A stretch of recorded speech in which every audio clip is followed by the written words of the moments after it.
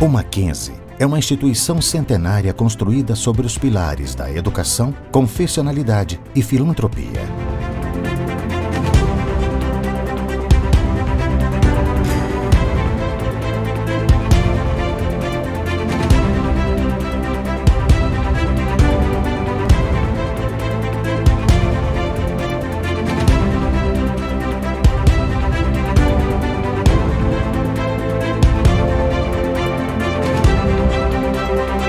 Mesmo em 1870, quando surgiu, já se baseava no ensino de qualidade sem fazer distinção entre pessoas e suas origens, investindo no ser humano de maneira integral. Sua visão cristã reformada permite educar e cuidar das pessoas criadas à imagem de Deus para o exercício pleno da cidadania.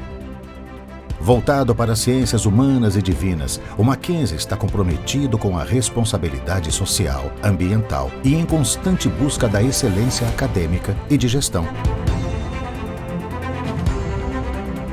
Hoje, o Mackenzie está presente em vários estados e conta com uma infraestrutura crescente que atende pessoas desde a educação básica até o ensino superior.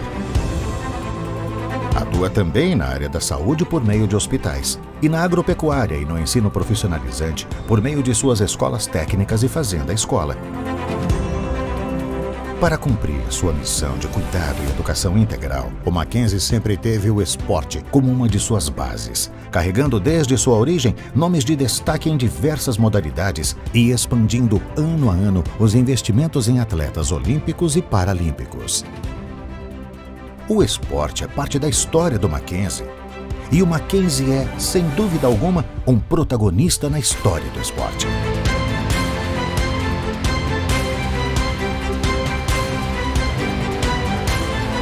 Em seu projeto estratégico de expansão, a instituição traçou novos rumos que permitiram alcançar outras cidades e estados brasileiros, contando agora com 2 hospitais e uma faculdade de medicina. Para além do preparo de profissionais, o Mackenzie se preocupa com as pessoas por inteiro.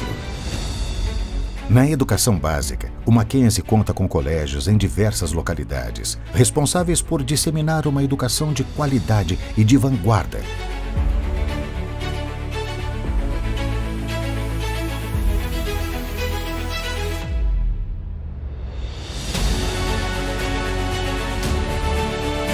Com materiais didáticos próprios, o sistema Mackenzie de ensino e o Mackenzie educacional são aplicados não apenas nos colégios da instituição, mas também em centenas de escolas parceiras, levando a tradição e o pioneirismo mackenzistas para todo o Brasil. Sem se esquecer de sua origem internacional, o Mackenzie oferece aos alunos dos colégios programas de imersão em inglês e parcerias com instituições de renome, proporcionando dupla certificação e acesso à formação em universidades internacionais.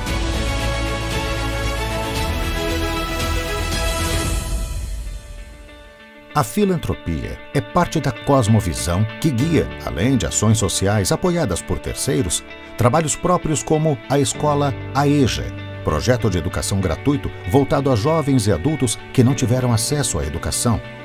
Abrir portas para a graduação e resgatar a cidadania e a confiança das pessoas. Esse é o jeito Mackenzie de cuidar. Na educação superior, o Mackenzie atua por meio de seus diversos campi, que oferecem cursos nas mais variadas áreas humanas, exatas, biológicas e da saúde, com reconhecimento inquestionável de tradição e qualidade, que se expandiram para novas praças e segmentos.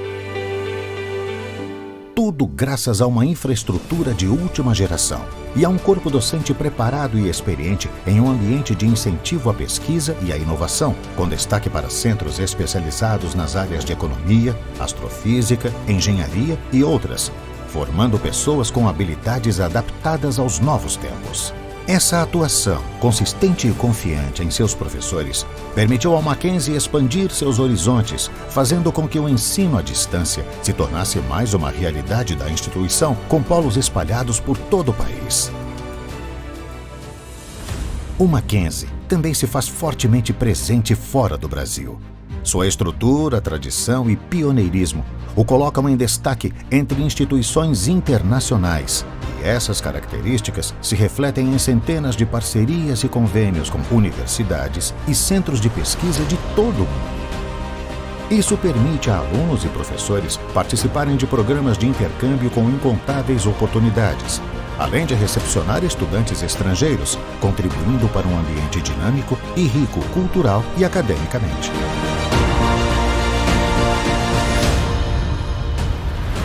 Os programas de extensão são outro atrativo do Mackenzie para ampliar vivências de aprendizado, relacionamentos sociais e educação continuada. O reconhecimento do trabalho e da tradição no ensino se reflete na classificação do Mackenzie nos melhores rankings universitários.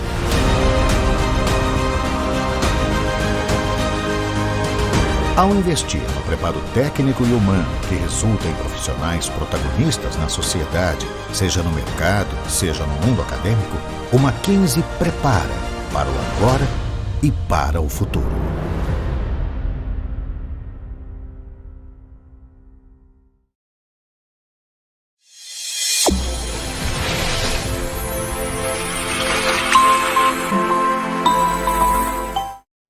Olá, meus irmãos, paz em Jesus, sejam muito bem-vindos ao programa Capacitação Diaconal. E hoje nós estamos finalizando todo o roteiro e a sequência de estudos que realizamos ao longo desse mês, que é o mês do diácono. E traremos hoje um tema muito importante e muito presente nas nossas vidas enquanto exercitamos o ofício diaconal, que tem a ver com a forma como lidamos com os retardatários no culto público. Então, traremos hoje um tema que vai fazer você refletir, e a nossa intenção é que você aprenda, que você absorva esses conhecimentos e aplique na sua junta diaconal local, converse com seus oficiais e aprimore acerca dos conhecimentos que serão tratados aqui. Eu sou o diácono Glauco Rodrigues e o nosso programa está começando.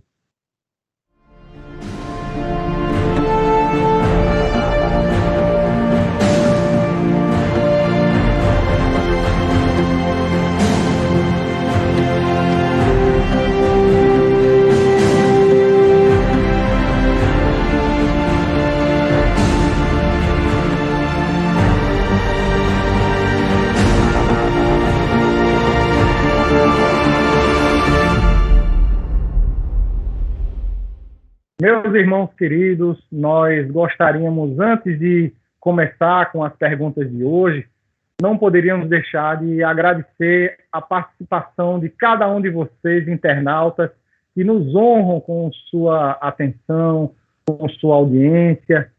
E para nós é motivo de grande alegria fazer parte desse grupo de diáconos, que agora é Diáconos do Brasil.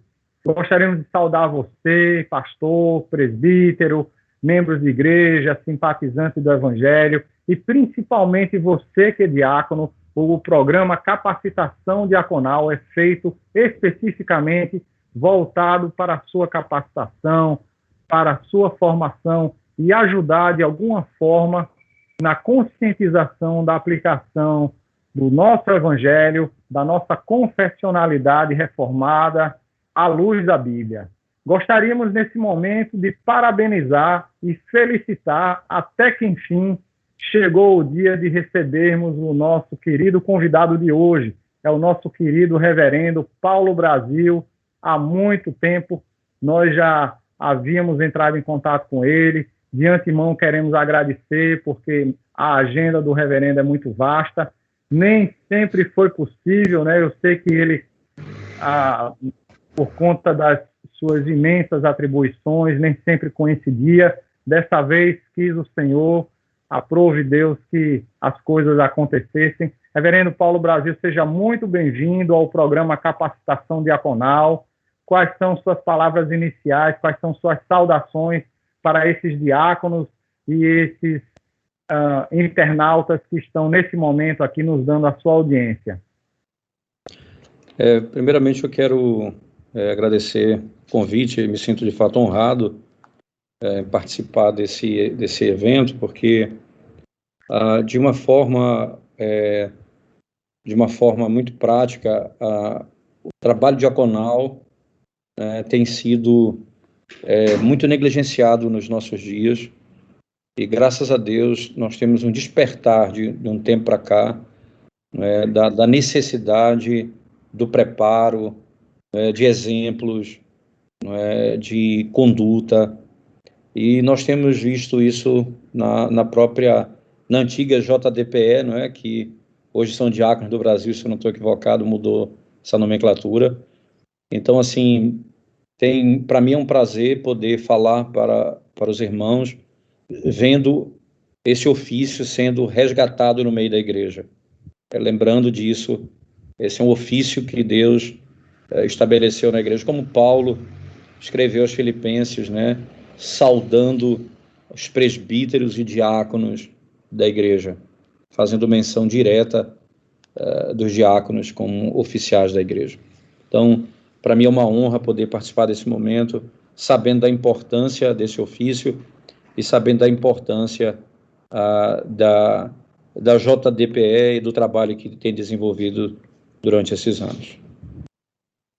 Muito obrigado, pastor. Nós é quem realmente agradecemos e gostaria de convidá-los para, já de antemão, convidá-lo para em um outro momento nos dar essa brilhante honra de participar do nosso programa. E falando do nosso programa, nós gostaríamos de convidá-lo a nos conhecer nas redes sociais. Se você é pastor, quiser entrar em contato conosco para saber a forma como nós atuamos, a forma como nós trabalhamos e prestamos serviço, ou se você é diácono, basta enviar um WhatsApp para nós no DDD 81 99668 0199, 99668 0199.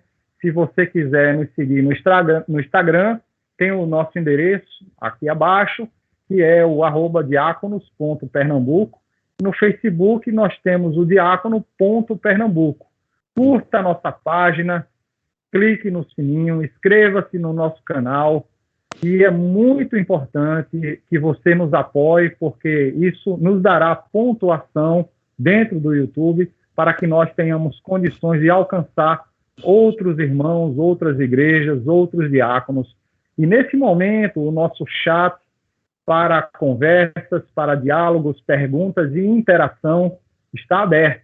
Então, neste momento, você já pode interagir, diga seu nome, pode deixar sua pergunta, se você quiser dar a sua saudação. Para nós é motivo de grande alegria, o nosso chat está aberto. E, sem mais delongas, vamos entrar aí no nosso tema de hoje, que é um tema bem interessante, que fala sobre retardatários, Dentro da teologia do culto, existem diversos aspectos, diversas formas de nós, diversas características importantes para nós abordarmos a teologia do culto. E entre as coisas que precisamos, enquanto diáconos, observar, está na questão da atenção a esse particular, que é a parte dos retardatários, daqueles irmãos que chegam atrasados, quer seja por uma questão de imprevisto, quer seja por uma questão de falta de planejamento, ou até mesmo por uma questão que se torna rotineira, e precisamos tratar disso à luz da Bíblia. E ninguém melhor para trazer um especialista aqui em teologia do culto, que é o reverendo Paulo Brasil. Então, meu irmão, vamos partir para a nossa primeira pergunta, que é justamente em cima daquele momento onde o culto já iniciou, o diácono está ali à porta da igreja e ele lidar com aqueles irmãos que chegam atrasados. E aí, então, eu lhe pergunto, naquele momento que os irmãos, quer seja uma pessoa ou várias pessoas que chegam ao mesmo tempo, eles podem entrar, ou é recomendável entrar a qualquer momento, ou existiria alguma parte do culto que o diácono deve observar para reter naquele momento os irmãos, e só depois que aquele momento do culto finalizar, aí sim ele permite a entrada dos retardatários, ou ele pode entrar a qualquer hora? Muito bom.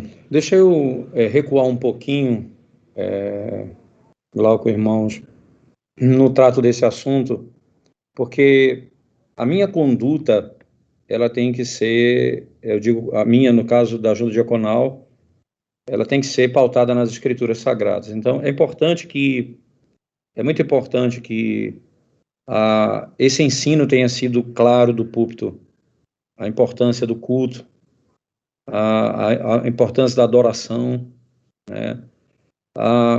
O culto, ele envolve preparo, porque o culto não é apenas o ato de cultuar. Muitas vezes as pessoas têm aquela visão do culto como um momento do culto, e então, chegando na hora, um pouco depois, ou mais, ele entende que isso é culto do mesmo jeito. E o culto, ele envolve preparo. Como tudo na vida, ele tem preparo. Então, eu preciso preparar meu coração para o dia do Senhor. Eu preciso ter a consciência de que esse é o momento, é o dia mais importante da minha vida. É o dia que eu vou me encontrar com o meu Senhor em Santa Assembleia, junto com os meus irmãos. É o dia em que nós vamos ouvir Deus falar. É o dia em que nós vamos cantar louvores ao seu nome em Assembleia. É o dia que nós vamos orar conjuntamente. É o dia que nós vamos participar da mesa do Senhor, a Santa Ceia. É o dia que nós vamos celebrar o batismo de alguns irmãos, às vezes batismo infantil. E tudo isso foi preparado por Deus, ordenado por Deus, para a glória dele e o bem da igreja. Certo? Então, no momento em que eu entendo que, desde o início do culto até o fim do culto, o que eu tenho ali é fruto de um preparo. Eu me preparei para aquele momento. Então, eu perdi o momento em que Deus me convocou para orar, me convocou para adorar, a santa convocação. Então, eu adentro no salão de culto como quem adentra numa festa, como quem não sabe o que foi fazer ali. Ora, Deus me chamou e eu preciso ali, junto com a minha família, ouvir o Senhor me convocando para adorá-lo. Vinde, adorai ao Senhor, ó povos, ó nações. Então, se eu chego depois desse momento, eu perdi a glória dessa convocação. Se eu chego depois da leitura das Sagradas Escrituras, em que Deus me ensina, me instrui acerca da sua vontade, eu não tenho consciência exata do que significa aquilo. Aquele é o momento em que a palavra do Deus Altíssimo está sendo lida, a carta de amor do nosso Deus escrita ao seu povo. Eu digo isso porque cada etapa do culto, ela foi ordenada por Deus para a edificação do povo de Deus e para a glória de Deus. Então, a primeira coisa, antes da organização, é a concepção do que é o culto. Da necessidade de que a instrução na palavra seja feita, não é? Para que a igreja ela saiba o pecado que ela está cometendo quando ela rejeita isso, e a bênção que ela tem quando ela participa disso. Então, aí entra o trabalho diaconal, que é o instrumento dado por Deus, o ofício, para organizar o culto, a ordem do culto. Ele tem muitas funções. O diácono, como você já deve ter visto, ele lida com os pobres, ele cuida dos necessitados da igreja, não é? Ele socorre os carentes de dentro da igreja, quando necessário, os de fora. Mas também é necessário que ele organize o culto. Então, nesse momento, o diácono, ele age com a autoridade dada por Deus, de alguém que está zelando pelo momento precioso que Deus estabeleceu, que é o culto. Não é uma mera reunião. Então, são oficiais, são homens que Deus chamou e a igreja impôs as mãos sobre ele. São homens que vão ser exemplo para a igreja, padrão para a igreja. E eles vão conduzir de tal maneira que a ordem do culto, para que não haja interrupção, de tal maneira que o culto seja interrompido, que haja quebra da ordem do culto, que quando o Senhor estiver falando, eu tenho que me calar porque alguém vai entrando, porque a palavra de Deus vai ser interrompida, porque alguém está interrompendo o Deus eterno falando conosco, e a pessoa vem e interrompe a voz de Deus, interrompe o momento que nós estamos falando com Deus, Criador dos céus e da terra, o nosso Redentor, interrompe o momento em que a igreja está louvando a Deus de todo o coração. Você entende? Nós quebramos esse diálogo. É como se eu e você estivéssemos aqui conversando, Glauco, e alguém entrasse no meio da nossa conversa, interrompesse, e a gente ia parar aquele momento, depois voltar meio perdido. O culto é um diálogo pactual, em que Deus fala e nós respondemos. Ele me chama para adorar, ele me chama, vinde adorai, e eu respondo com um hino de louvor ao Senhor e coração de louvor. Depois ele me diz o que ele requer de mim na sua lei, e aí eu confesso os meus pecados. Depois ele diz que ele é quem perdoa os meus pecados, e eu dou graças a ele pelo perdão dos meus pecados. Depois nós podemos cantar louvores ao nome do Senhor. Nós lemos a Escritura Sagrada. Nós podemos ouvir a pregação do Evangelho ordenada por ele. E tudo isso dentro de um momento em que Deus fala, a igreja responde. Deus fala, a igreja responde. É como se alguém entrasse no meio de um diálogo e quebrasse. Então, esse entendimento, ele vai gerar muito mais consciência na vida da igreja, a fim de que esse tipo de prática seja interrompido. Entretanto, ao mesmo tempo, a junta diaconal ela é fortalecida no seu papel de organizar o culto. Porque não é uma mera reunião, é o culto de adoração ao nosso Deus eterno. Certo? Então, quando o diácono, a junta diaconal, os diáconos ali destacados para aquele domingo vão estar na porta da igreja organizando a entrada onde as pessoas vão sentar, há um momento, nenhum momento é um momento inferior, de assim, vamos entrar na hora que estiver orando, né? E às vezes eu vou pregar em um determinado local e quando vamos orar, a gente vai sentando para orar, todo mundo fechando o olho, as pessoas do Ministério de Louvor estão levantando para se organizar na frente. Então usam a oração como um momento para organizar, para cantar. Então a gente perde a seriedade daquilo que a gente está fazendo. A interrupção não é só na entrada, ela é até mesmo na quebra desse parâmetro, né? Nós estamos falando com Deus, mas é o momento que eu vou usar para preparar o louvor. Então eu levanto, eu me organizo, eu sento na bateria, outro senta ali, e o povo está orando, né? E eu acho que eu estou fazendo alguma coisa muito boa, porque eu vou agora louvar Deus posteriormente. Mas isso não é uma profissão. Isso é um culto em que todos nós prestamos a Deus a mesma adoração. Nesse aspecto, eu não consigo imaginar, Glauco, o momento que o diácono vai dizer: na hora da oração você entra, na hora de ler você entra, né? É necessário que seja entre uma coisa e outra. Se haverá quebra, ele vai entrar. É necessário que seja entre uma coisa e outra. O que eu quero dizer? Nós vamos colocar de pé agora para ler a Escritura. Aí, nesse momento, ele entra e senta. Porque ainda a igreja está ficando de pé e nós vamos ler a Escritura. E aí, antes de ler a Escritura, eles já estão na posição deles. E aí, veja, isso eu estou falando de ajuste. Isso não é o ideal. Né? Se eu entendo o que é o culto e o que significa estar na presença de Deus, é inadmissível imaginar que você vai chegar depois da santa convocação, da oração, da leitura da palavra, entende? Mas um momento em que o diácono, eu entendo, ele deve fazer isso, não é no ato da oração, nem no ato da leitura, nem no ato do cântico, é entre uma coisa e outra. Esse espaço, para que o liturgo, o pastor, o presbítero que está ali, ele entenda aquele momento e ele dê tempo para a coisa acontecer, e aí então ele se move na direção do outro ato. Então, não houve ali uma quebra dos atos de culto nesse aspecto. O ideal seria uma comunicação de alguma forma, né, seja através de gesto, entre o diácono que está à porta com o liturgo que está ali, né? Então, talvez uma conversa anterior, né, com o pastor, o liturgo, possibilite que as pessoas entrem, alguma coisa nesse sentido, né? Eu acho. Isso. Outra coisa, Glauco, se tiver liturgia, não é? E aí entre um ponto e outro, né? Então já tem a comunicação anterior.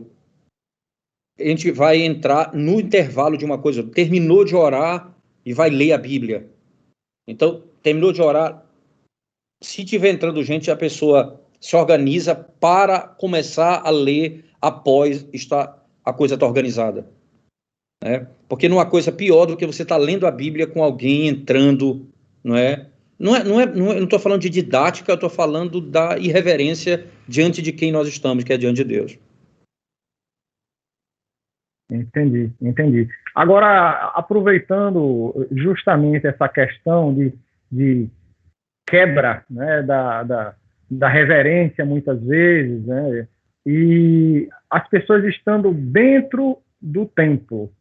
Se houver um imprevisto, né, às vezes uma mãe está com a criança de colo, precisa sair para dar uma assistência à criança, ou uma pessoa idosa precisa ir ao banheiro, e diversas situações acontecem que o ideal é que não aconteçam, mas se porventura acontecer a necessidade de alguém se ausentar do templo, ainda com o culto em andamento, qual seria as suas palavras em relação à escolha do momento ideal para isso?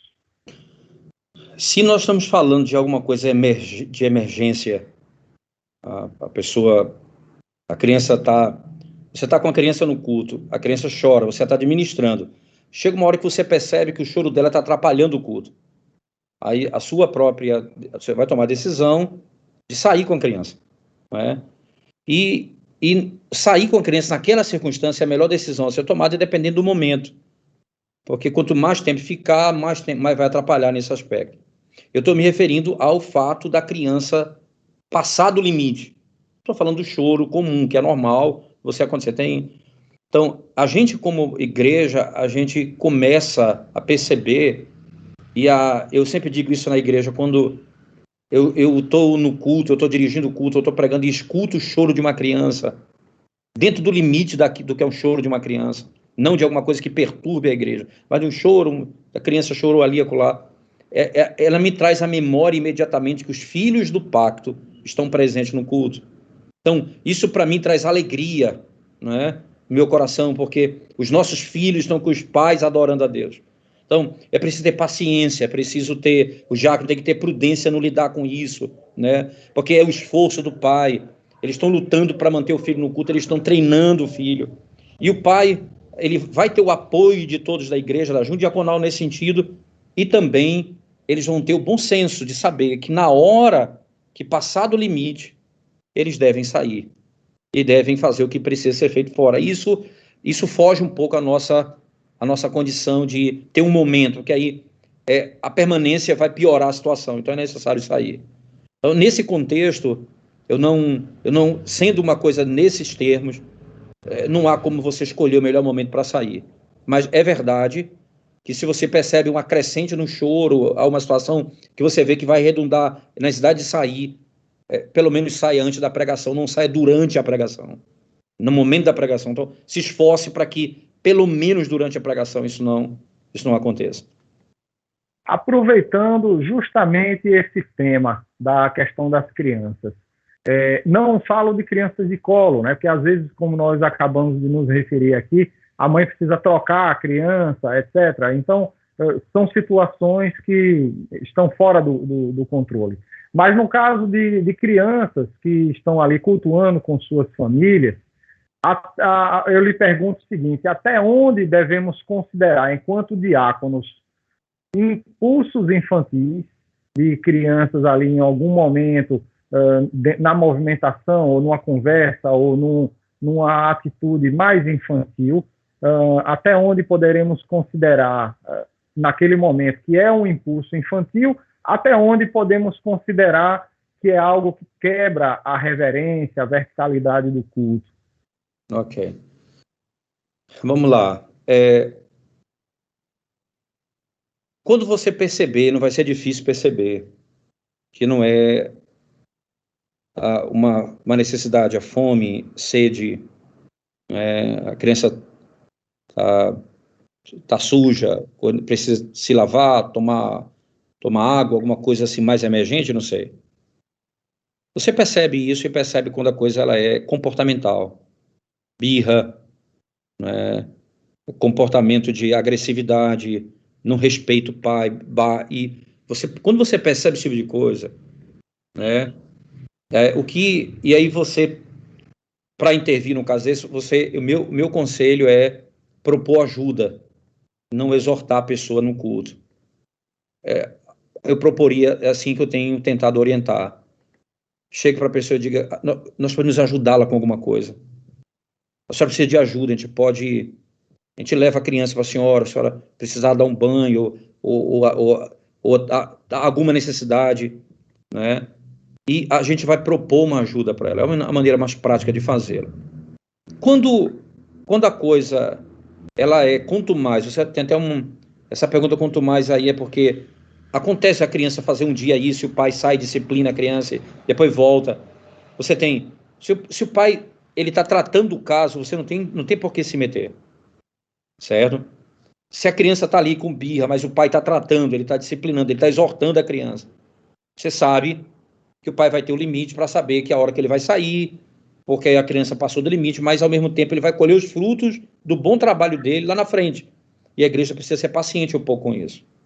Mas, quando não é o caso, o pai não disciplina, o pai não age, a criança está agindo com rebeldia, e de maneira que foge ao caráter da mera infância, né? Então, o que foi que nós propusemos numa reunião do conselho com a nossa junta diaconal? Nós propusemos para os irmãos foi evitar repreender as pessoas no culto, certo? Os pais, ou qualquer coisa dessa natureza. O que nós fazemos? Nós designamos, e aí foi o nosso acordo com a junta diaconal, escolha as pessoas mais experientes da igreja e mais próximas dessa família, para que ela vá e os oriente, com quem tem filhos, que tem... E aconteceu isso no nosso meio, e tem sido um efeito intrigante. Crianças que tinham um comportamento bem rebelde, foi lá uma família, fez uma visita, que tem crianças também, que compartilham das mesmas lutas que ele, e disse como tem feito, como não tem feito, e isso trouxe resultados muito bons, certo? Então, a gente pode zelar, mas tem coisas que você não vai poder botar ordem apenas repreendendo a pessoa naquele momento.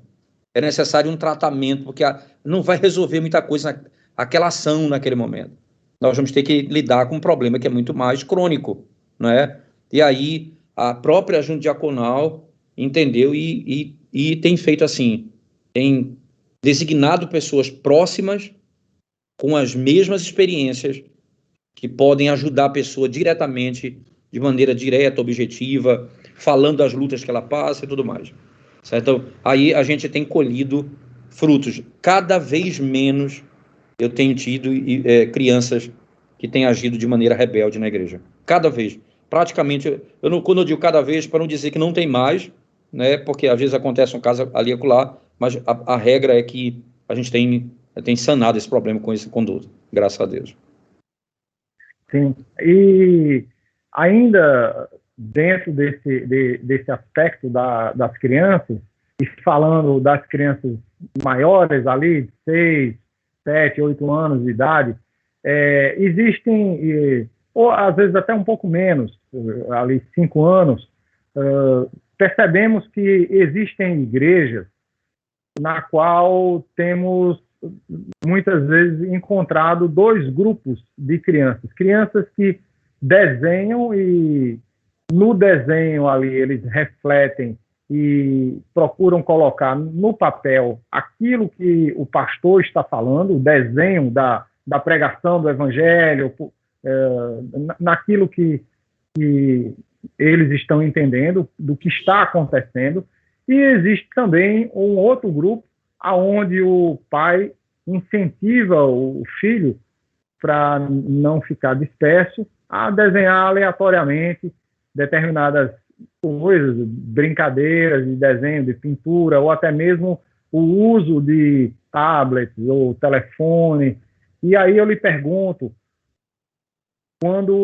qual seria o papel do diácono em relação a esses dois grupos? Veja, e se vale a pena incentivar os filhos pequenos ali de 4, 5 anos a desenharem aquilo que o pastor está pregando. Isso. Veja, se ele consegue fazer isso, ok, quando já consegue escrever, seria interessante anotar. Às vezes os pais dizem assim, veja quantas vezes o pastor falou a palavra tal, veja quantos versículos, anote o versículo que ele citou, qual foi o ponto principal, tente dizer qual foi a palavra que ele mais usou no sermão. Então, tem pais que incentivam os filhos dessa maneira. Isso é uma maneira de conduzir seu filho para prestar atenção no culto, na adoração. Você está treinando ele para adorar o Senhor. Quando você faz de outra forma, como foi o caso que você colocou anteriormente, em que a criança vai desenhar qualquer coisa para poder não atrapalhar o culto ou não ficar dispersa, ela já está dispersa completamente. O culto foi esquecido e ela está focada em outra coisa, né? Acontece que isso eu não estou ensinando o meu filho a não... Veja, eu não só estou quebrando a ordem do culto, eu estou quebrando o ensinamento clássico para o meu filho. Eu não estou ensinando ele a adorar a Deus verdadeiramente. Então, esse trabalho é perigoso. O meu trabalho como diácono nesse contexto, né, ao chegar com essa família, eu diria, ao ser notado, né, eu diria assim, irmãos, eu penso que aí já é um caso até pastoral, entende? A percepção disso, não é? A junta diaconal chega e da mesma forma, o mesmo critério, essa mesma família que orientou no choro, no grito, ela também vai poder ajudar essa pessoa mais diretamente. Então, acontece muito de pessoas que vêm de outras denominações, que nunca deixaram seus filhos no culto. Sempre as crianças ficavam numa salinha à parte. Então, agora estão treinando os filhos. Então, é um processo longo, complexo, né? De muita dificuldade para eles. E o que é que acontece? Acontece que os pais, né, precisam ajudar uns aos outros. Os mais experientes ajudam os menos experientes, né? E isso então, a junta diaconal pode favorecer esse encontro, ok? Favorecer esse encontro. E notar quem são as famílias que têm o problema. Conversar com as pessoas à parte e, ao mesmo tempo, conduzir alguém com mais sabedoria que possa fazer um trabalho que dê resultado, né? Porque se é um problema de educação dos filhos, uma mera repreensão não vai resolver o problema da educação do filho, né? Olha, o seu filho está fazendo barulho no culto, então, ok, ele vai perceber isso. Só que ele não vai saber como fazer. Ele não foi treinado, ele não sabe disso. Então, no meu entendimento, essa harmonia aí entre a junta diaconal, ligando as famílias mais experientes da igreja, para ajudar uma pessoa ou outra, eu acho que é um efeito muito grande a médio e longo prazo na igreja, sem dúvida alguma. Então, o princípio é o mesmo, certo? O princípio é o mesmo. O diácono nota, conversa com a família e introduz alguém que possa ajudar nesse trabalho. Eu gostaria de falar sobre os retardatários contumazes.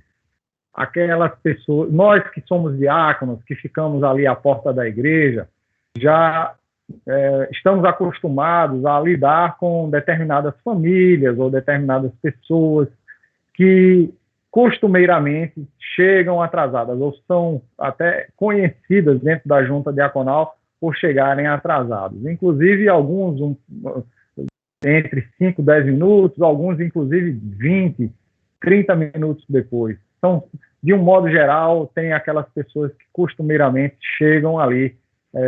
E aí eu lhe pergunto, o que nós podemos fazer com esses retardatários contumazes? Vamos lá. São duas frentes de trabalho.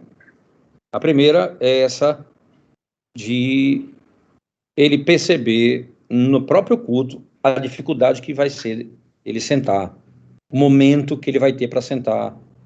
porque vocês vão ter que organizar tudo de maneira que não atrapalhe o culto. Quando a pessoa entra de uma vez, ele pensa que está tudo ok, isso é normal. Mas só o fato da junta diaconal estar operante e barrar na porta e dizer, aguarde um pouquinho, não entre agora, nós estamos orando. Quando terminar a oração, entre uma coisa e outra, você entra. Entende? Só o fato disso, ele já vai ser constrangido a perceber que aquela não é uma conduta correta. Agora, preste atenção, a palavra quanto mais é uma palavra séria. Essa pessoa, ela não valoriza o culto a Deus. Então, preste atenção nisso, Glauco e irmãos. Eu digo isso num conselho da igreja. Às vezes a gente trata o indivíduo que não vem para o culto, ou que se atrasa para o culto, de maneira, veja, quanto mais, né? Porque tem pessoas que se atrasam, um período chega atrasado na igreja, mas normalmente não chega atrasado. As pessoas que são quanto mais mesmo, chegam atrasado 20, 30 minutos no culto, e isso é regra. Essas pessoas, elas têm problemas espirituais muito mais graves do que você possa imaginar. Daí é uma parceria com os presbíteros da igreja. É necessário que os presbíteros atuem nesse caso. Vocês vão exortar, mas nós estamos falando de algo muito mais profundo.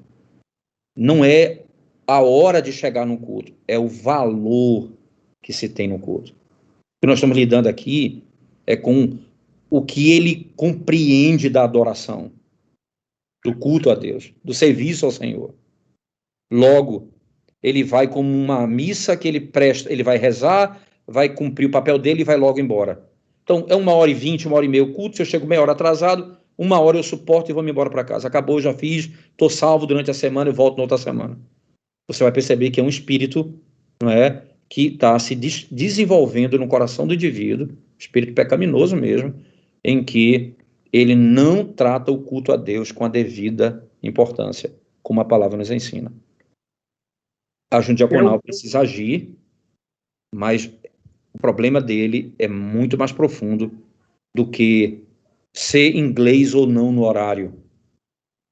Aqui é qual a prioridade para ele. Como ele tem se preparado para o culto. Que horas ele vai dormir à noite.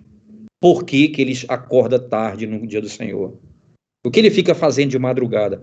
Se você for mexer, você vai lidar com muitos problemas que precisam ser tratados pelo conselho da igreja. Aí já é um problema pastoral, que a junta diaconal, em harmonia com o conselho, precisa atuar para socorrer esse irmão.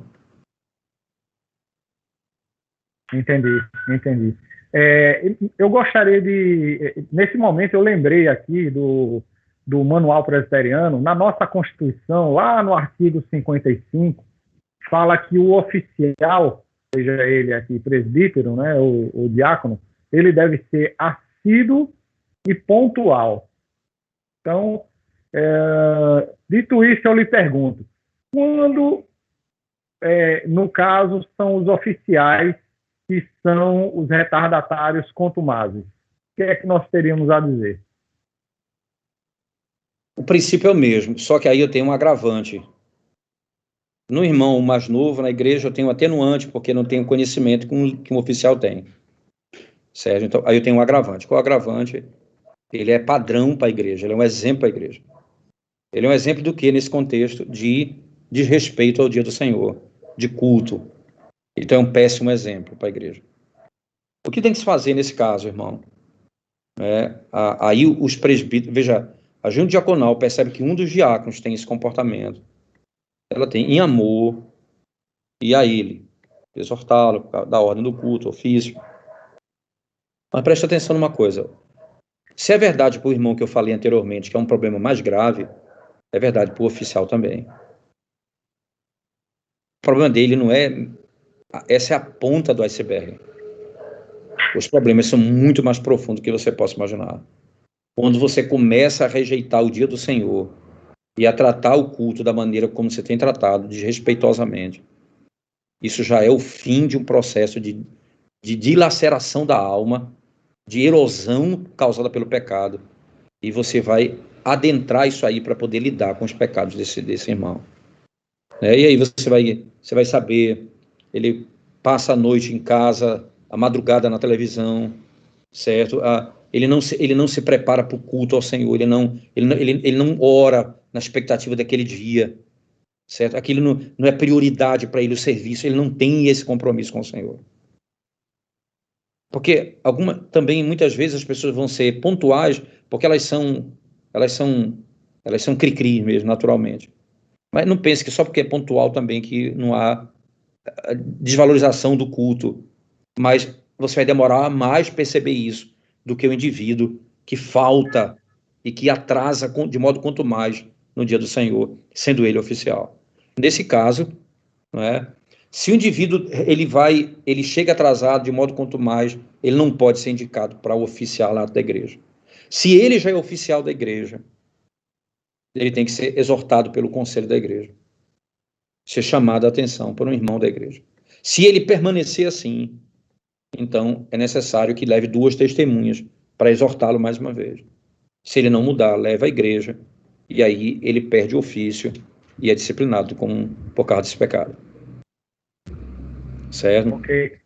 No caso lá em Timóteo, quando nós lemos que o diácono também deve governar bem a sua casa, passa por isso também, por esse aspecto? Você encontra muito isso, Glauco. A pessoa diz assim: eu chego atrasado por causa da minha esposa. Eu chego atrasado por causa dos meus filhos, eles me atrasam. Né? Às vezes é verdade mesmo, mas é a hora de você dizer quem você mais ama. Né? Então, tal hora eu estou saindo para o culto. Vamos nos organizar. Agora, não seja apenas um Caxias que diz, tal hora eu estou saindo, como um coronel sai. Você vai ajudar, que a esposa tem muita coisa para fazer, cuidar das crianças. Não é só ser um general e ali a mulher lutando com as crianças em casa e você está ali na porta gritando com o horário. Você levanta, você vai ajudar, você vai servir o café, você vai fazer café, você vai tirar o alimento da mesa, você vai botar na pia, você vai ajudar, cooperar, para que toda a família saia junta para adorar o Senhor. Se mesmo assim não acontece, você está diante de um problema que você não consegue governar sua casa. Certo? E o governo da sua casa acontece já que eu chego na igreja sozinho, minha família depois. Mas não é depois, no horário do culto, é depois atrasado. Certo? Então, é necessário que esse presbítero, ou esse oficial, esse diácono, certo? Ele seja exortado a governar a sua casa, para que ele chegue com sua família para adorar a Deus. Certo? E isso se está debaixo do meu teto, morando na minha casa, precisa submeter às regras da casa. Esse é um ponto fundamental. Certo. No caso dos retardatários, que eu costumeiramente divido aqui em 3 grupos. É o retardatário que aconteceu um imprevisto, às vezes um pneu do carro fura, o carro está na reserva, ele sem querer não percebeu, algum imprevisto, alguma coisa ali que naquele momento pontualmente aconteceu. Existem aqueles que normalmente não chega atrasado, mas uma vez ou outra pode acontecer, como o senhor mesmo falou. E existe aquele terceiro grupo, que é dos retardatários contumazes. E ali eu lhe pergunto, aonde seria pecado eu ser retardatário? Aonde eu, digamos assim, poderia chegar atrasado e ser justificado? Isso é quando você está lidando com imprevisto. Você está pronto, foi para a igreja, você imagina, você tem filhos pequenos, né? E está todo mundo pronto, a mãe pronta com a criança, pega no colo, né? Aí a criança ela se suja toda e suja a roupa da mãe toda. Aí vai ter que voltar, dar banho na criança, tomar banho, trocar de roupa. Isso aí vai demandar um tempo maior do que o normal. Né? Então isso é um acontecimento, pode acontecer isso na vida de qualquer pessoa. É por isso que nesse caso é importante sempre você dar um tempo a mais para sair de casa. Então, se possível, não saia em cima da hora, porque se tiver qualquer imprevisto, você tem até como administrar isso. Saia com um tempo aceitável até um pequeno imprevisto você se desvencilhar dele. Planeje de tal maneira até o imprevisto pequeno para que você chegue na hora certa no culto. Isso é o que acontece e pode acontecer com qualquer um. Você vem de carro, no meio do caminho fura o pneu, toda a família, e vai fazer o quê? Entende? Aí naquele momento você precisa tomar uma decisão, ou troca o pneu, ou encosta o carro num lado, num canto, pega um Uber, vem para a igreja, depois volta. Mas se você decidir, qualquer coisa que você decida, você perdeu tempo ali, você pode chegar atrasado. A junta diaconal tem que ter sensibilidade para isso. Uma coisa é isso, outra coisa é a pessoa que costumeiramente tem uma história para contar porque chega atrasada. Então, ela tem um negócio e uma história para encaixar. E isso são desculpas que não se enquadram. E aí, nesse contexto, nós estamos lidando com pecado, onde as pessoas elas não vêm para a igreja, chegam atrasadas, porque elas não têm consciência, não compreendem e elas não têm o entendimento exato. E se tem, elas suprimem esse entendimento e pecam contra o Senhor, chegando atrasado para não participar de todo o culto. Por isso que cada caso é um caso. E você percebe uma família que chega uma vez ou duas e uma família que chega constantemente atrasada. O pecado está nisso aqui, na pessoa que chega atrasada, porque não se prepara de fato para o dia do Senhor. E aí tem que ser tratado o caso, não pode ser deixado de lado em hipótese alguma. No caso da família chegar atrasado e anteriormente à chegada da igreja ter acontecido um conflito conjugal, o que é que o senhor teria a dizer em relação a essa questão? Melhor ficar em casa, melhor chegar atrasado, com cara de brabo? Como é que nós poderemos proceder em relação a isso? Qual o seu conselho?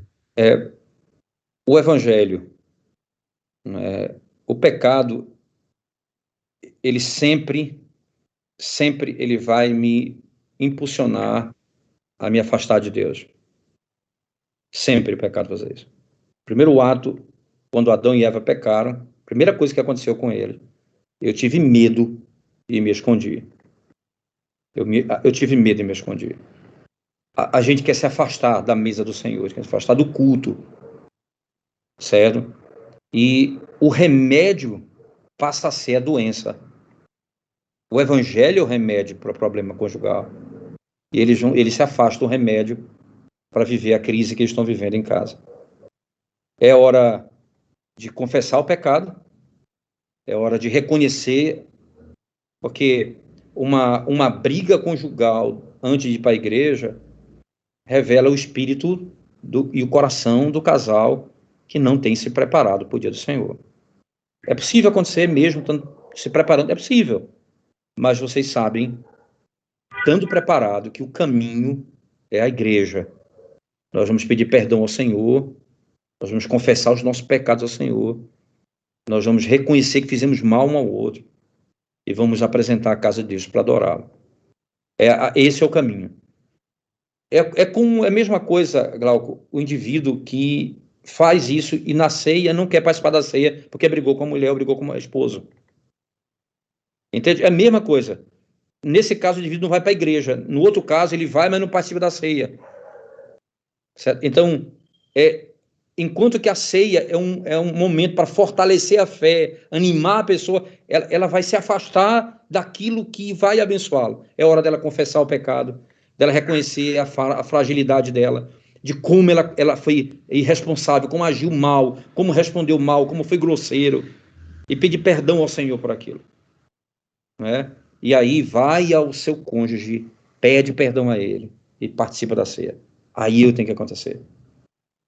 Faz as pazes. É um incentivo à paz, não é ao conflito. Então, não cabe, não é imaginável um cristão pensar que nós vamos nos punir, evitando o que nos salva. que é o culto, a adoração, ouvir a palavra de Deus, a comunhão dos santos. Não deve ser esse o caminho de nenhum cidadão, de nenhum membro da igreja. Sem dúvida. Que para nós diáconos é importante essa observação, não somente para aplicarmos nas nossas famílias, mas também quando nós ficarmos sabendo que algum irmão, por algum motivo de relacionamento conjugal, né, de discussão, de divergência, não foi à igreja, é importante o diácono, naquele momento, ter esse tipo de postura, ter esse tipo de embasamento, para poder até aconselhar ali o amigo, o irmão dele, nesse aspecto. Perfeitamente. Perfeitamente. Excelente. Excelente. Em relação a essa questão de decisão, eu lhe pergunto, qual seria a melhor solução para a família? Não ir para a igreja porque está atrasado ou ir para a igreja e chegar atrasado? A melhor decisão é ir para a igreja no horário certo. A melhor. Não é uma boa escolha, não é? Qualquer uma delas é terrível, certo? Mas é pior não ir para a igreja, sem dúvida alguma. É pior não ir para a igreja. Entre as duas coisas ruins, a mais ruim, a pior é ficar em casa. Muitas vezes, nós que estamos ali à porta da igreja, não sabemos o que foi que aconteceu para a família, naquele momento, chegar na hora que chegou. E aí eu lhe pergunto, devemos exortar os irmãos que chegam atrasados ou não? Eu acho que a gente tem que ter cuidado para que não façamos isso todas as vezes que acontecer, mas se houver repetição, não é? Para que você não seja, para que a sua presença não seja, como é que eu posso dizer, opressora, no sentido prático. Ele só vem quando ele chega para mim, é sempre para reclamar de alguma coisa, é sempre para dizer que eu estou errado. Então, espere um pouco. Chegou atrasado um domingo, organizou. Chegou atrasado outro domingo. Aí você chama o pai de família, à parte, uma conversa respeitosa. Irmão, está acontecendo alguma coisa que a gente pode ajudar? Está acontecendo algum problema que a gente pode servir os irmãos? Porque nós estamos percebendo que já com alguma frequência os irmãos têm chegado atrasados na igreja. Essa conversa respeitosa, ela vai desarmar o indivíduo que vai ter dificuldade de ser repreendido. E você vai fazê-lo com todo o amor. E ele vai dizer que não o que tem. No primeiro momento, talvez não queira falar. E é importante, nesse contexto, sempre a pessoa mais chegada daquela pessoa falar. Sempre o irmão que tem mais acesso a ele. Né? Para que fique a coisa tratada dentro dessa, como oficial, mas dentro de uma intimidade maior. Certo? Isso tudo, irmãos, como é que eu diria? É prudência, é sabedoria para ganhar o irmão.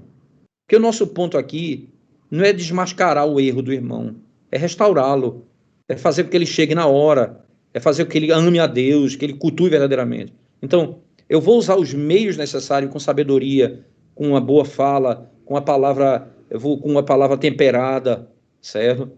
E vou ouvir dele. De repente ele tem muita coisa para me falar. Irmão, eu estou passando por um problema, estou vendo uma crise no meu casamento. De repente você vai descobrir coisas que, como eu disse, o atrasado é a ponta do iceberg.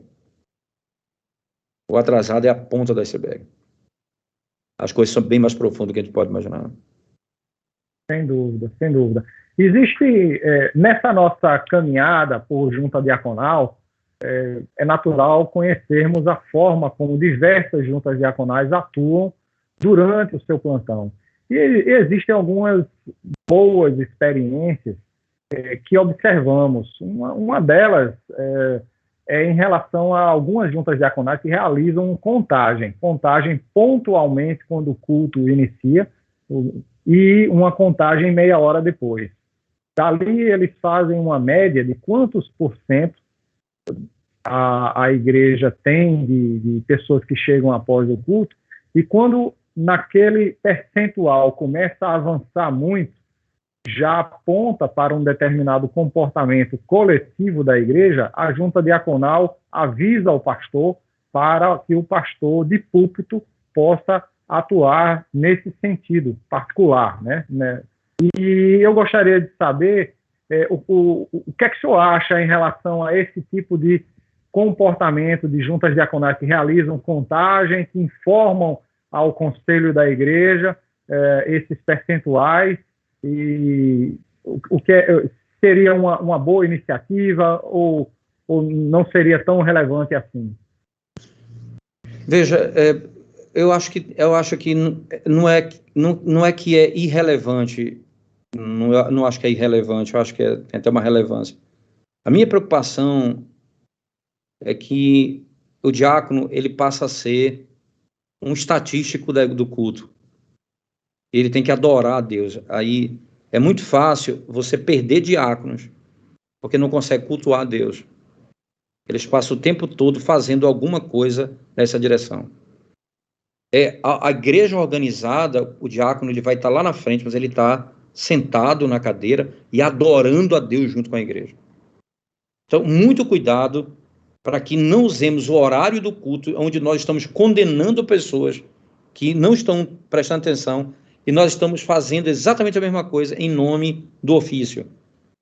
Se aparecer alguma coisa, é necessário que a gente haja, é óbvio, mas é necessário que o nosso coração esteja ali devotado para adorar a Deus.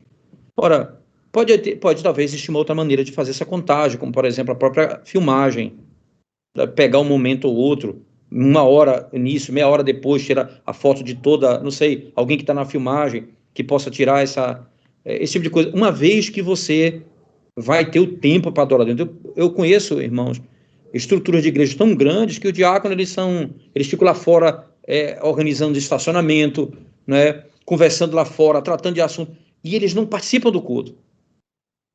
E é isso é trágico. De repente, você tem um monte de gente servindo a igreja fora do reino de Deus. Cuidando do culto e não adorando. Olha que coisa interessante. Isso é muito importante, esse cuidado. Isso é o papel do pastor nesse caso, né? Então, eu já notei umas vezes, eu já percebi na própria igreja que eu pastoreio. Eu estou lá no púlpito, estou vendo diáconos muito agitados, fazendo uma coisa ali, acolá, desnecessariamente.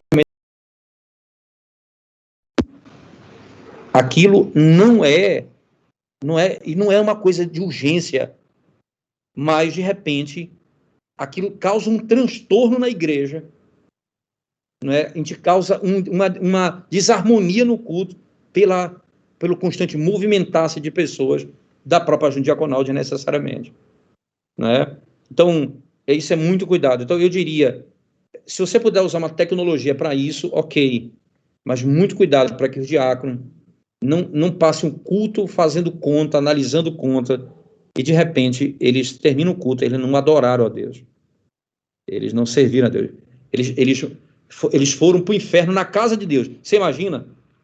Eles se perderam na casa de Deus, eles perderam a alma deles na casa de Deus. Não pode. Então é necessário que tenha isso muito claro da parte da liderança, para que a gente não caia nesse problema de uma coisa mais séria que a outra. Certamente, só o fato de você estarem ali com um trabalho sério, tá chegando atrasado, irmão, quanto mais é isso, chegar a exortar, a pessoa continua e leva para o conselho, pastor, nós estamos vivendo assim, fulano de tal tem feito, e aí você já entrega isso para um trabalho pastoral, fizeram a parte de vocês, agora o conselho vai fazer a parte deles, né? E essa harmonia no trabalho é que leva a igreja traz grande bênção para dentro da igreja, sem dúvida alguma. A atividade do nosso ofício não deve virar um ativismo, né, ministerial. Perfeito colocação. Não falaria melhor. Exatamente. Pois é. Pastor querido, nós já estamos caminhando para o final do nosso programa e eu gostaria de, antes de lhe agradecer, que você falasse da sua experiência, da sua percepção a respeito desse projeto, né, que se tratando aqui do irmão que é de Pernambuco, né, conheceu o projeto da Junta Diaconal de Pernambuco, e hoje nós estamos com um projeto bem maior, que se chama agora Diáconos do Brasil, e outrora já tivemos a oportunidade de trocar experiências com a sua igreja, de usufruir de profissionais aí liberais, né, profissionais de saúde, que abençoaram membros de outras igrejas, né, através desse intercâmbio, né, diaconal, e imprevistos também que aconteceram, até com o senhor mesmo, né, e aonde os diáconos de Pernambuco aqui puderam, de alguma forma, lhe dar uma segurança. E o que é que o senhor tem a nos dizer e a dizer para todos esses internautas que ainda não conhecem esse projeto, que visa, né, fortalecer a Igreja Presbiteriana do Brasil e integrar as nossas igrejas? Veja, irmãos, como disse o nosso irmão Glauco, acho que a melhor história que eu posso contar é a minha própria experiência, né? Foi interessante, eu estava fazendo uma viagem Recife para o Pará, de onde eu sou natural, e chegando perto de Salgueiro, eu, minha esposa e 2 filhos, o meu filho mais velho não foi nessa viagem, estava tendo compromisso, não pôde viajar conosco, e nós tivemos um acidente, batemos num animal na estrada, e o meu carro teve perda total, mas o Senhor nos poupou de alguma coisa grave, e houve a comunicação imediata, né? O lugar que nós estávamos não tinha telefone, quer dizer, não tinha acesso ao telefone, não pegava nenhuma companhia telefônica, e então nós fomos uma cidade vizinha, e lá conseguimos entrar em contato com a nossa igreja local, e a nossa igreja local se comunicou com irmãos da JEDP, e que quando eu chego em Salgueiro, já estou no hotel, e então recebo a visita de um diácono, perguntando se eu precisava ir para o hospital, se precisava de alguma coisa, e foram lá nos auxiliar na nossa necessidade. Isso é o corpo de Cristo, né? A igreja é o corpo de Cristo. E ela trabalha como uma junta, ela trabalha com uma conexão tão perfeita, que aonde nós formos, nós temos irmãos que vão cuidar da gente, né? Deus vai cuidar da gente por meio da igreja, em muitas circunstâncias também. E a JEDP, ela é exatamente essa abordagem de levar uma experiência de sucesso de uma igreja local para as outras igrejas. Então, não foi um trabalho que eu entendo que tenha começado grande. É um trabalho que começou local e foi se expandindo para o presbitério, e aí foi se expandindo, e hoje é Diáconos do Brasil. Já se tem essa nomenclatura. É claro que o trabalho do diácono é na igreja local, né? Mas como é bom, tendo servido a igreja local e tendo condições de fazê-lo, você poder servir irmãos de nossas igrejas em vários lugares do estado e lugares do Brasil. Imagina a rede de comunicação que existe nisso, onde o serviço, o cuidado, não é, médicos, não é, socorro, pessoas que vão ao seu encontro, vão lhe visitar numa necessidade. Tudo isso é parte desse projeto que é da igreja local, que se expandiu para a igreja como um corpo maior, um corpo que nacional, podemos dizer assim, né? Então, eu sempre gosto de frisar que quando você fala do trabalho diaconal, você está falando do trabalho dentro da igreja. E os irmãos, então, não adianta nós cuidarmos dos necessitados fora da igreja, se na nossa igreja tem pessoas passando necessidade. Nós socorremos os nossos irmãos e, consequentemente, socorremos os nossos outros irmãos de outras igrejas locais, presbiterianas ou até mesmo não, que necessitam daquela realidade, daquele médico, daquela pessoa que nos socorreu na nossa igreja e pode ajudar essa pessoa nessa circunstância.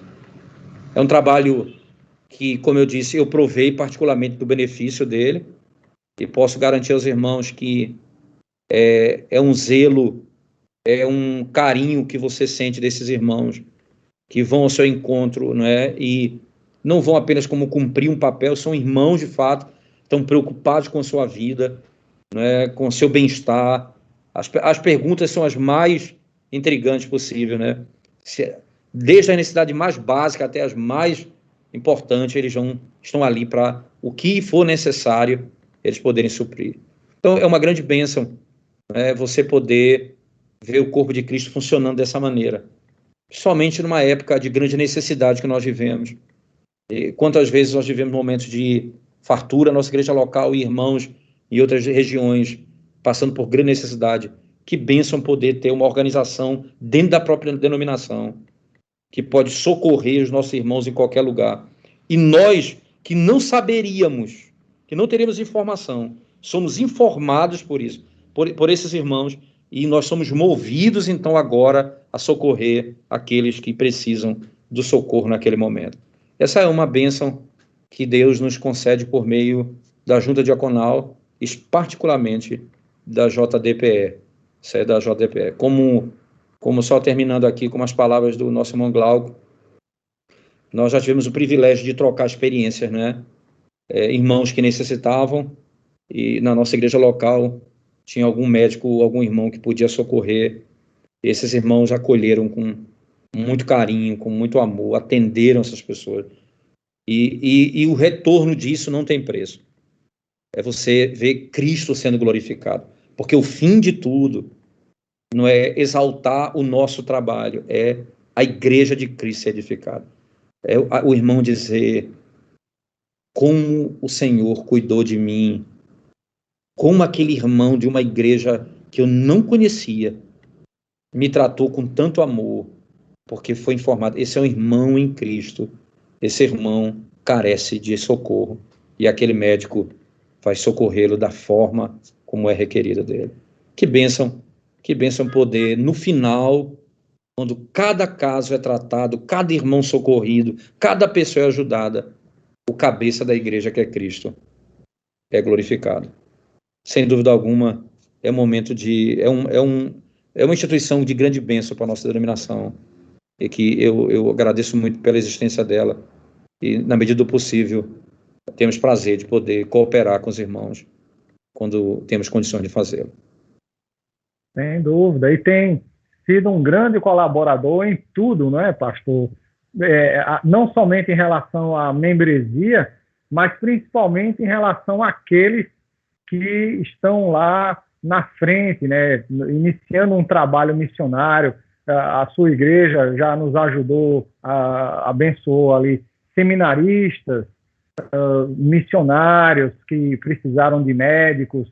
Então, a Igreja Aliança tem sido realmente uma bênção, não somente aqui no estado de Pernambuco, mas também no Brasil, porque o irmão circula esse país e outros países também, promovendo capacitação, pregando o evangelho, e a sua junta diaconal está de parabéns, a sua igreja tem feito diferença, e tem sido esse o nosso lema, né? É compromisso para fazer a diferença. E nesse momento, para nós concluirmos, eu gostaria novamente, antes de finalizarmos e dar a palavra de agradecimento, incentivar para todos vocês que nesse momento nos dão a honra da audiência, para que nos localizem nas nossas redes sociais. Nós temos alguns endereços aqui, quer seja através do WhatsApp, quer seja através do Instagram, quer seja através do Facebook, ou até mesmo aqui no YouTube. O nosso contato no WhatsApp para críticas, sugestões, ou até mesmo para você que é diácono fazer parte. Nós temos um grande grupo no WhatsApp, onde nós trocamos experiências, procuramos nos ajudar.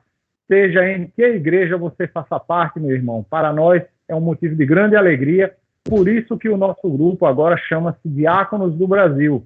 Então, o nosso número de contato é o DDD 81 996680199. No Instagram, o nosso endereço é @diaconos.pernambuco, e no Facebook é o diaconos.pernambuco. Então, não se esqueça de curtir a nossa página, nos pontuar é importante. Se você ainda não é inscrito no canal, se inscreva e deixe seus comentários aí no chat, que nós estamos com o chat aberto. Reverendo Paulo Brasil, meu irmão querido, meu amigo, pastor querido, gostaria de suas últimas palavras para aqueles diáconos, sua palavra de motivação para aqueles irmãos que estão neste momento nos dando audiência. O que é que o senhor tem a falar para todos esses diáconos do Brasil nessa nossa trajetória aí? Eu diria que, às vezes, a gente não compreende muito bem a importância da junta diaconal no crescimento da Igreja de Cristo. É interessante a gente pensar o trabalho missionário, não é? Pregação do Evangelho fundamental, sem a pregação não há salvação. Mas qual o papel da junta diaconal no avanço do reino de Deus? Quando em Atos 6 foi instituído no Novo Testamento os diáconos, é lindo você perceber o detalhe daquele texto. Os apóstolos cuidavam de tudo. De repente surgiram necessidades. Eles disseram: nós não podemos deixar a oração e a palavra para servir a mesa. Mas não vamos escolher uma firma terceirizada, porque servir a mesa é mesa da igreja, é servir o corpo de Cristo, é servir o povo de Deus. Nós vamos cuidar da alma e vocês vão cuidar das necessidades desses, porque o meu Salvador, ele salva a alma e o corpo, e o nosso Deus cuida de toda a nossa vida integralmente. E aí, junto com esse princípio, ele escolhe não apenas homens que têm força, homens cheios do Espírito Santo e de sabedoria. Servir a mesa, se fosse apenas isso, não precisava de homens cheios do Espírito Santo, precisava só homens com força e disposição. Mas não é uma mera mesa, é a mesa que supre a vida do povo que Deus escolheu e redimiu para habitar com ele por toda a eternidade. Juntamente com os presbíteros, nós conduzimos o rebanho do Senhor, cuidando das necessidades e da alma. Um e o outro, eles são fundamentais. E o resultado disso é que Lucas em Atos 6 diz: e a igreja crescia. Que coisa interessante. Porque os necessitados eram cuidados.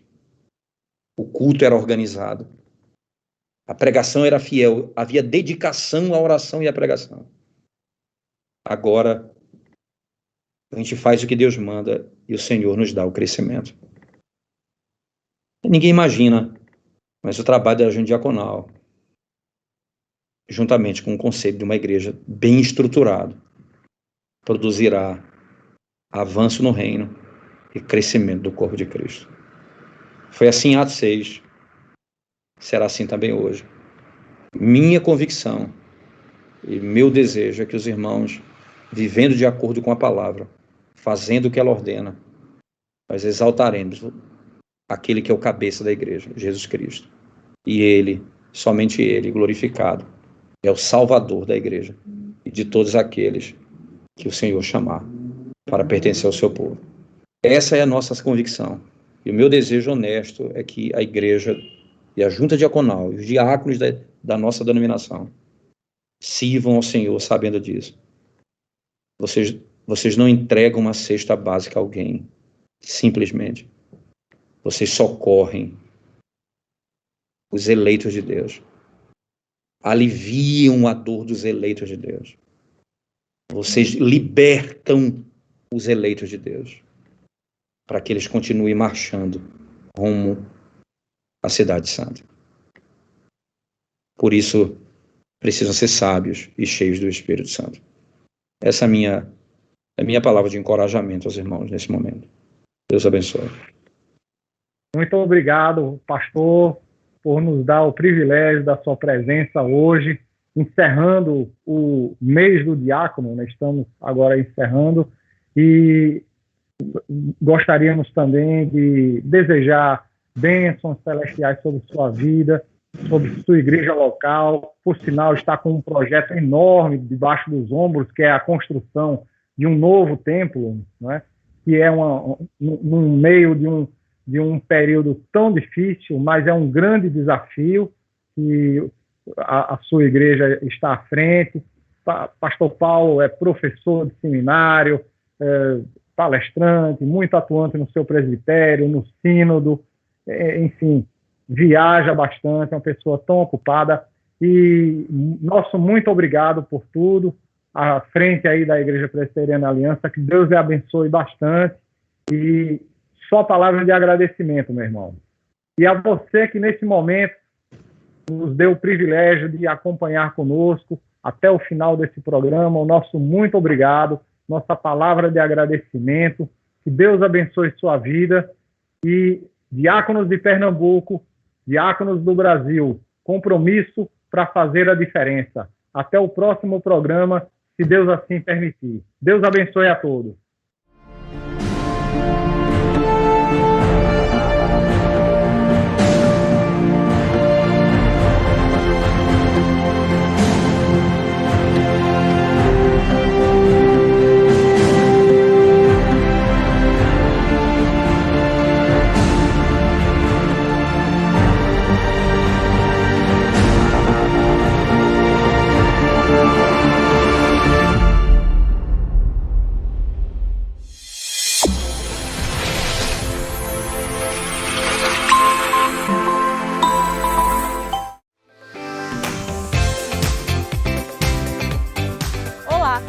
Rafaela e sou aluna de jornalismo da Universidade Presbiteriana Mackenzie. Eu sou Vinícius e também estudo jornalismo aqui na universidade.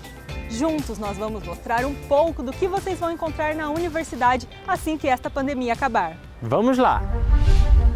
A gente começa contando um pouquinho da história da Universidade Presbiteriana Mackenzie, que teve início no século XIX, quando missionários e educadores presbiterianos fundaram a Escola Americana, aqui na cidade de São Paulo.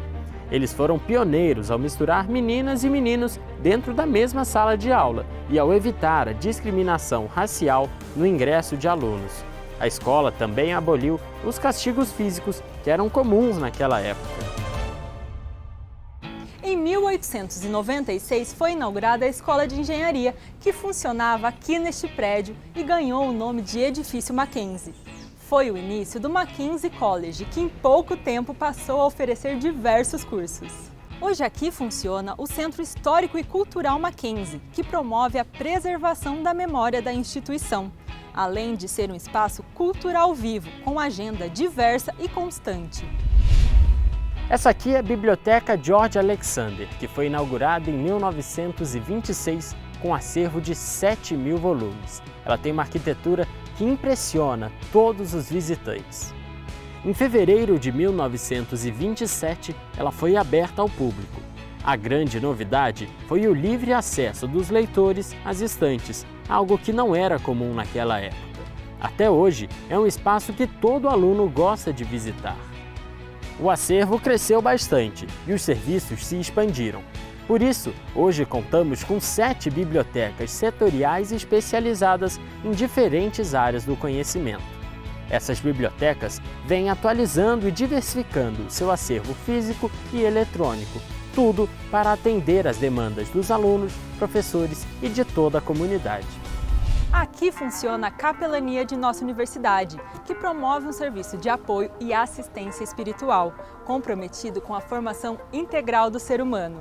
Nossos capelães estão à sua disposição, mesmo remotamente, para orientar e encorajar alunos e funcionários, principalmente em momentos de dificuldade como esse que estamos enfrentando. Se precisar, entre em contato pelo e-mail capelania@mackenzie.br. Este é o Auditório Rui Barbosa. Ele tem capacidade para mais de 900 espectadores e é palco de diversos eventos importantes.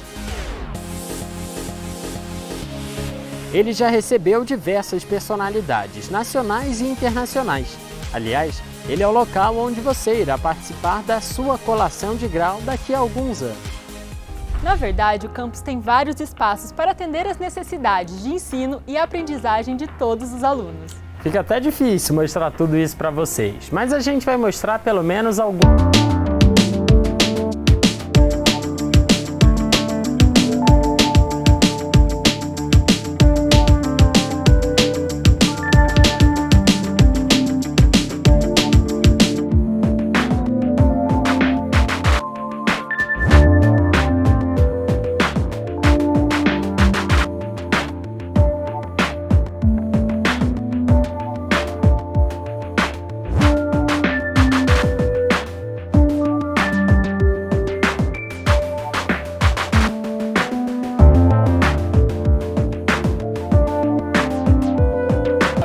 material cível para atender às demandas jurídicas da população. E diversas equipes que atuam em pesquisas científicas de ponta.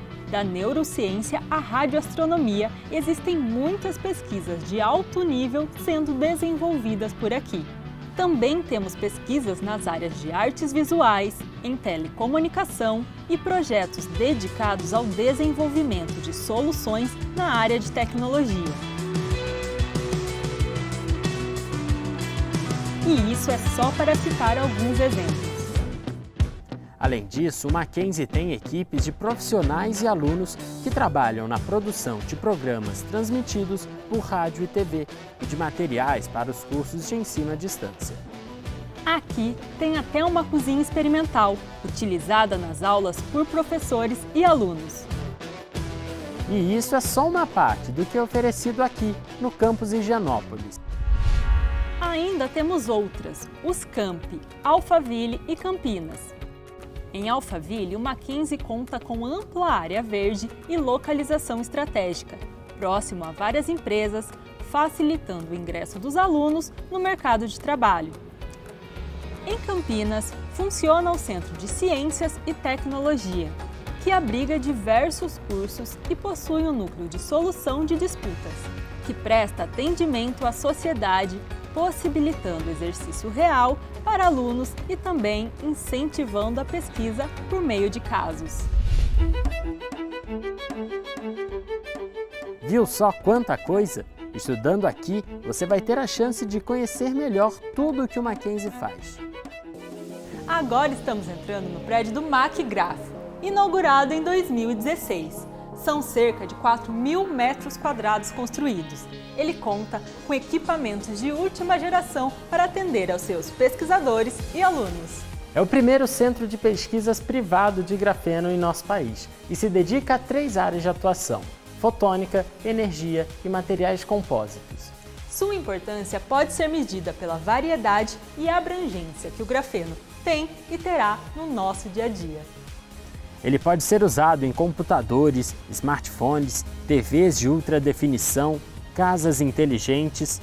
Na verdade, ele promete provocar uma grande revolução tecnológica, sendo considerado o material do futuro. Isso tudo e muito mais está aqui, esperando por você, mackenzista. Seja bem-vindo!